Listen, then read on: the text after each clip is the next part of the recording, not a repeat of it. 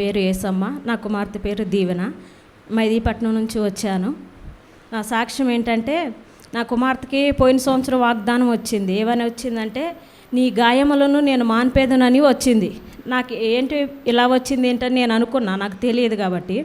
అయితే నా కుమార్తె విషయంలో ఏం జరిగిందంటే, నా కుమార్తె ఒకసారి కాళ్ళ మీద వేడి నీళ్ళు పడ్డాయి. 2 సార్లు మెట్ల మీద నుంచి 20 మెట్లు ఉంటాయి, అక్కడ నుంచి కింద పడ్డది.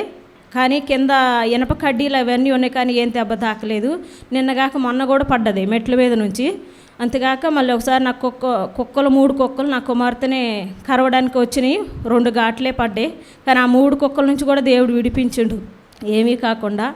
అలాగనే మళ్ళీ నా కుమార్తె 2 సార్లు ఒక కల వచ్చింది, కిడ్నాప్ చేసినట్టు. వాటి నుంచి కూడా దేవుడు విడిపించిండు. అంటే నా గొప్పతనం ఏమీ లేదు, ఈ పరిచర్యలో నా అభిషేకం, నా తండ్రి చేసే ప్రార్థన వల్లనే మేము ఈరోజు ఇలా ఉన్నాం. అలాగనే ఇంకొకటి ఏంటంటే, నాకు పోయిన సంవత్సరం ప్రాఫెట్ గారు మ్యారేజ్ ఇంకొక నెలలో అవుతుంది అనగా ఒక ప్రవచనం వచ్చింది నా తండ్రి ద్వారా. అది గురువారం రోజు ప్రాఫెట్ గారు లైన్ ఇచ్చారు.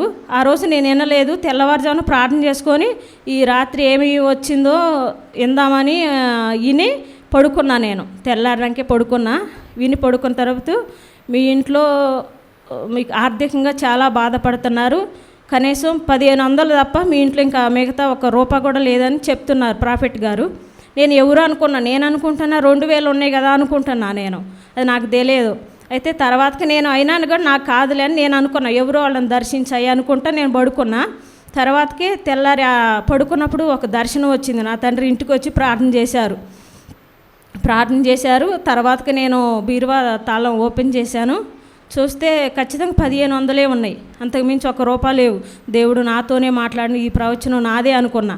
ప్రాఫెట్ గారు ఆ రోజు చెప్పింది ఏంటంటే, వాళ్ళ పెద్దమ్మగారి కుటుంబం గురించి చెప్పారు. ఆ రోజు వాళ్ళ పెద్దమ్మగారి కుటుంబంలోని ఆర్థికంగా వాళ్ళు బాధపడ్డప్పుడు ప్రాఫెట్ గారిని పంపించారు. ప్రాఫెట్ గారు వెళ్ళలేదు, ప్రాఫెట్ గారిని దేవుడు పంపించారు. ప్రాఫెట్ గారు ప్రార్థించినప్పుడు వాళ్ళు ఎలా దీవించబడ్డారు, అలాగనే నా గృహంలోకి నా తండ్రి ఒక దర్శనంలో వచ్చి ప్రార్థించారు. అలాగనే ఇప్పుడు నేను ఆర్థికంగా చాలా మంచిగా ఉన్నాను. పోయిన ఇయర్లో ఏమైందంటే, కనీసం అప్పుడు మ్యారేజ్ సమయంలో 3000 కూడా లేవు నా దగ్గర. ఆ 3000 నాకు వేరే వాళ్ళు చీర తెచ్చుకోమని 3000 ఇస్తే, ఆ 3000లోని 2000 మ్యారేజ్ అప్పుడు ఇచ్చిన. చిన్న కానుకిస్తుంటే చాలా బాధతోనే ఇచ్చిన, కానీ నా తండ్రికి ఇవ్వాలని ఆశతోని ఆ ₹1000 నేను ఖర్చులు ఉంచుకున్నా. తర్వాత దేవుడు అప్పటి నుంచి ఇప్పుడు వరకల్లా నాకు ప్రవచనం వచ్చింది. ఇప్పుడు వరకు నాకు వచ్చేది 35,000. ఆ దేవుని కృపణ వల్లనే. తండ్రికే మహిమ. ఇచ్చిన సాక్ష్యం దేవుడు దీవించునుగాక.